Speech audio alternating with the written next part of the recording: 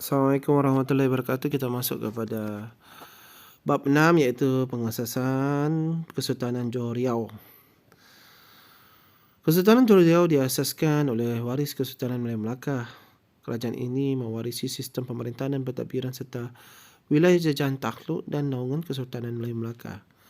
Kesultanan Johor Riau juga meneruskan tradisi kegemilangan dan keagungan kerajaan awal di alam Melayu. Kesultanan Johor Riau telah diasaskan oleh Raja Ali Putra Sultan Muhammad Shah dan Tun Fatimah baginda menggunakan gelaran Sultan Alauddin Riayat Shah.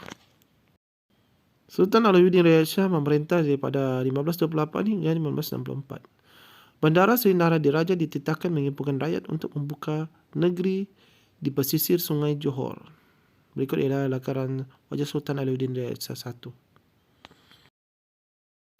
Pusat pemerintahan Kota Kara di Pekan Tua. Sultan Alauddin Riayat Shah I membina pusat pemerintahan di Kota Kara, Pekan Tua pada tahun 1528. Kedudukan Kota Kara yang terletak berhampiran sungai yang lebar dan dalam memudahkan kapal untuk keluar masuk. Kawasan berbukit bukau di sekitar Kota Kara menjadi benteng pertahanan dari ancaman luar.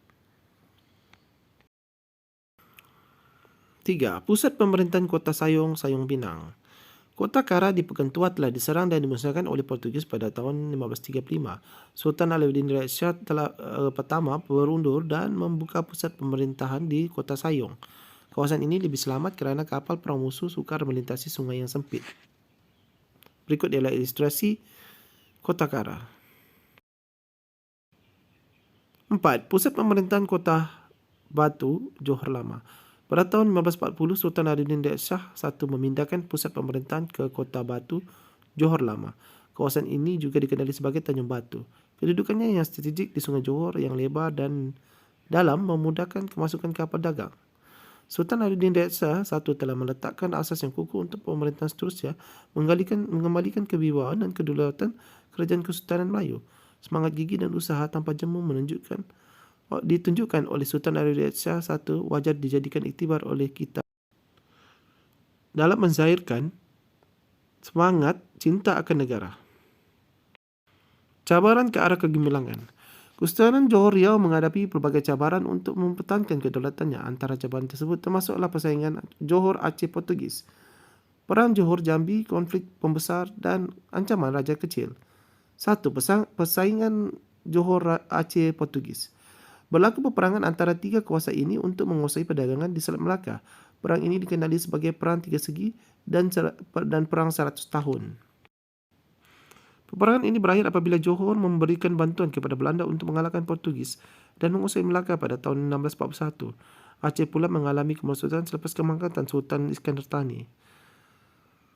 Sila perhatikan pada raja tersebut di mana terdapat tiga segi iaitu di atas Johor, Aceh dan Portugis. Mereka telah melakukan serangan sesama mereka sendiri.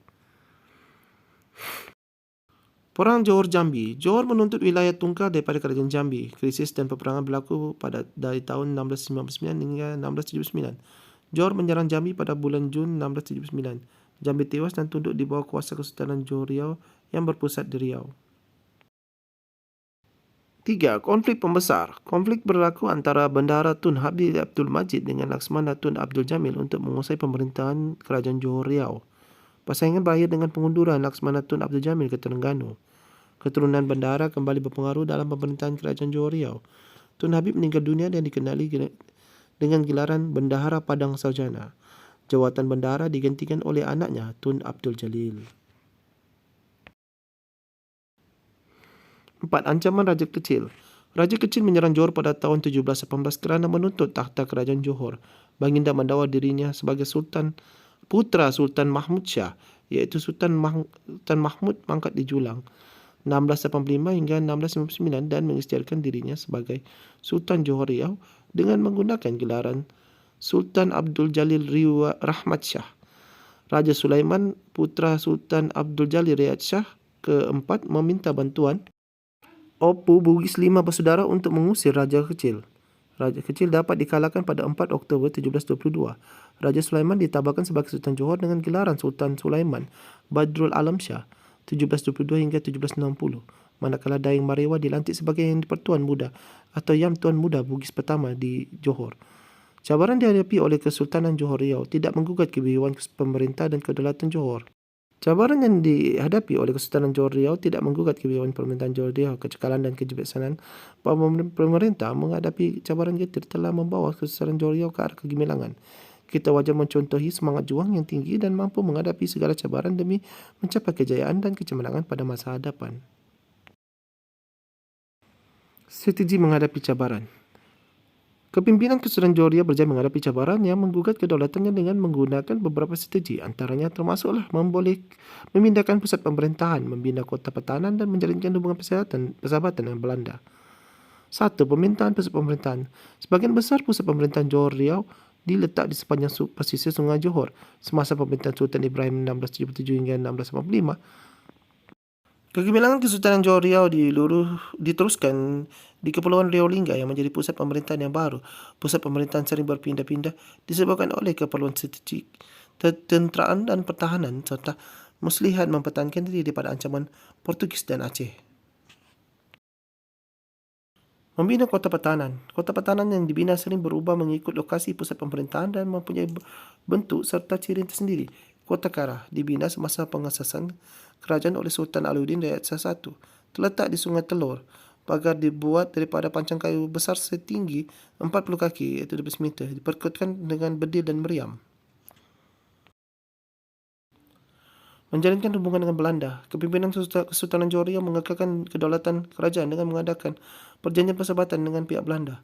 Dasar berbaik-baik dengan Belanda dilakukan sebagai strategi untuk menghadapi ancaman daripada Portugis di Melaka dan Aceh. Hubungan Johor-Belanda bermula pada tahun 1602 apabila Belanda menawarkan bantuan kepada Sultan Alauddin Raja II untuk melindungi Johor daripada serangan Portugis dan Aceh. Perjanjian Johor-Belanda ditandatangani pada 17 Mei 1606 antara Admiral Belanda Cornelis Matelif de Jonge dan Sultan Alauddin Raja II di atas kapal Belanda yang bernama Orange. Belanda meminta bantuan Johor untuk menyerang Melaka.